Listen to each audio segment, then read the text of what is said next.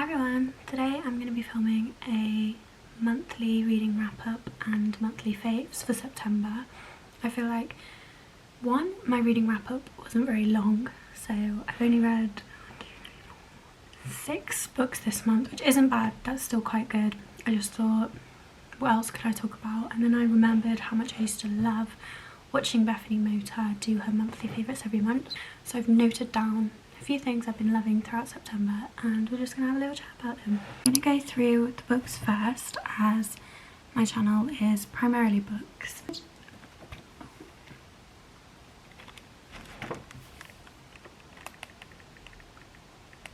At the start of September I was in Sorrento and I actually picked up Wolf Dan because I was going to Pompeii and it just felt fitting. I really liked the characters in this.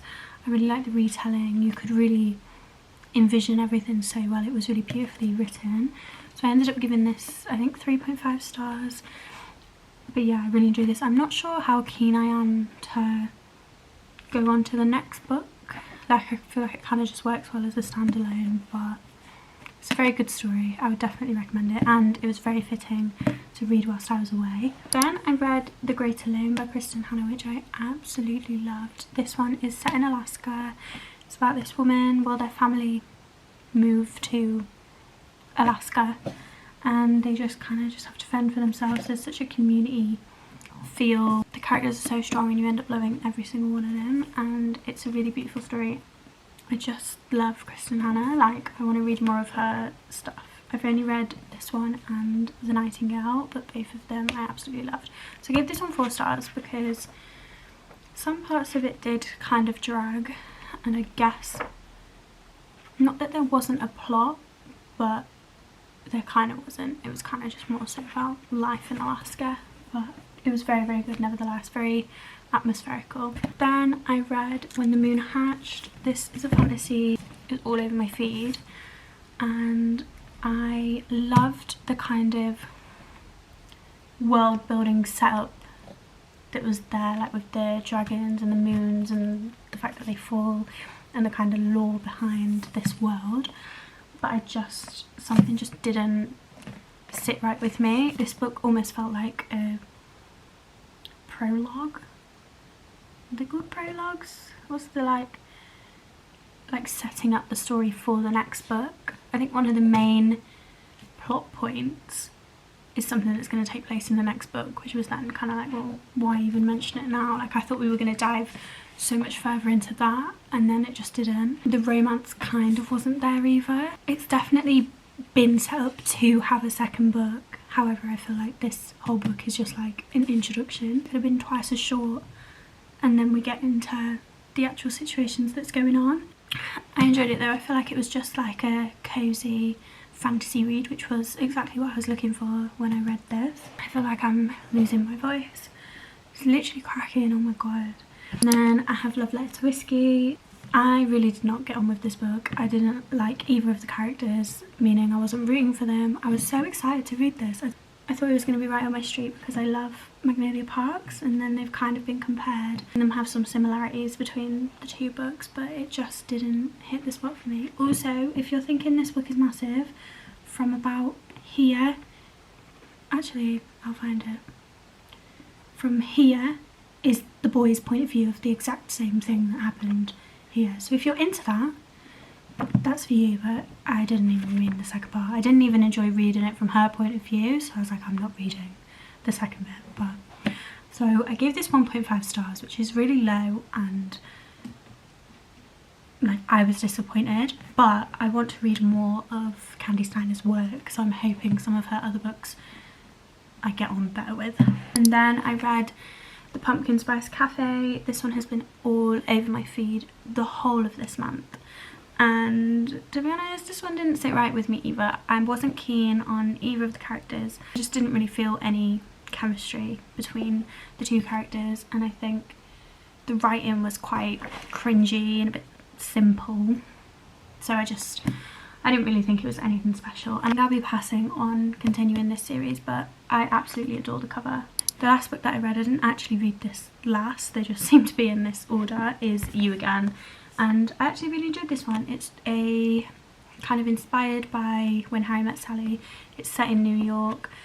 I just really enjoyed it. I really liked the characters. I thought it was a cute book and it was so easy to read, and I actually found myself, crikey, I actually found myself wanting to pick it up, and I'll definitely reread it I think next year when fall comes. I actually recommend this book and I gave it 4 stars I think.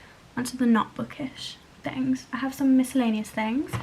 So this month for some reason I've been loving gingerbread, that whole thing. I think it really sent me into the fall mood because I started drinking ginger teas again. I used to drink ginger teas last year and it just took me straight back to like the whole run up to Christmas, and they're so good, particularly this one. Absolutely incredible. Like, I would recommend it so much. I think they're actually ginger and turmeric, which is then really good for your skin. The gingerbread syrup, and I've started adding that into my coffees and it's just so good. So I would recommend gingerbread if you've not tried that. I've also been absolutely obsessed with those true fruit, like frozen. I have the raspberry. I like the raspberries and the strawberry ones. I want to try the blueberry ones, but they're not in the UK yet, I don't think. I'm not trying the pina colada ones because I'm not keen on coconut, but is it coconut or is it just pineapple? I don't know, but I've been loving them. Like, they are so good. I feel like an obvious one that I've been loving this month is Gilmore Girls. Who doesn't love Gilmore Girls in September? It's just been on loop. Gilmore Girls has just been on the background. Like, the theme song actually plays on a loop in my head. But yeah, if you're looking for I mean, I'm sure you know what it is, but if you're looking for a cozy, full mother-daughter relationship, small town show, Gilmore Girls is the one.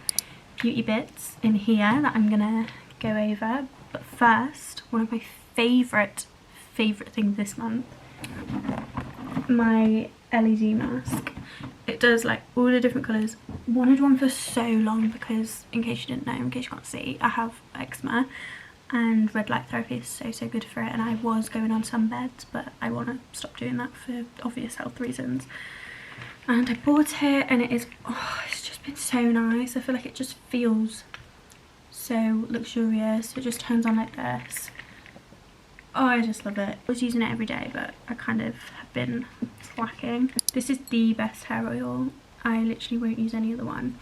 I mean, actually, that's a lie. I used the Sol de Janeiro one through my ends. This one, it's a pre-wash oil, so I just put it through my roots, kind of like spread it around, leave it on. It says 5 minutes, but I kind of leave it on for literally you can also use it overnight.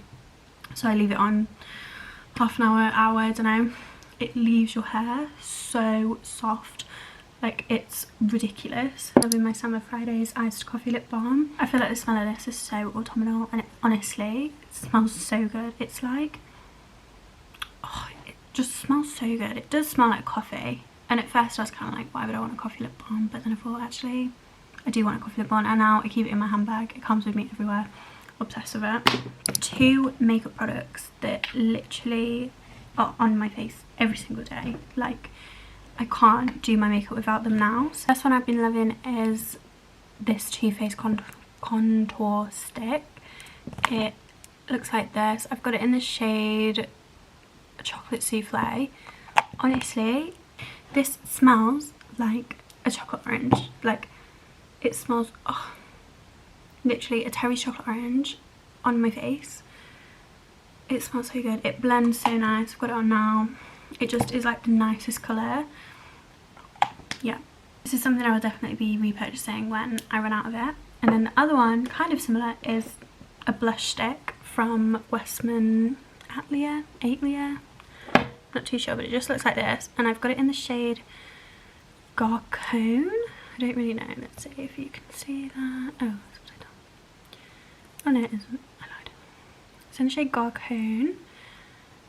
Oh my god, this is like the prettiest mauve shade. Like, the camera is not doing it justice, but it is just the nicest shade. Like, I've never had a blush this colour.